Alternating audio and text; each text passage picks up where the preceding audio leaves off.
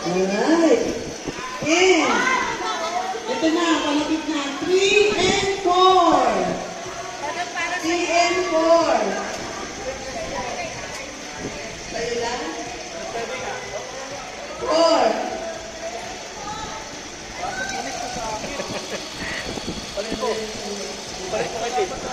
And, for number 2, sino? Number 2. Kayo? Oh.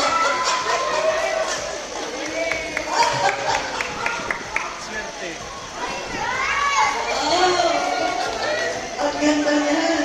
And, sino number 1?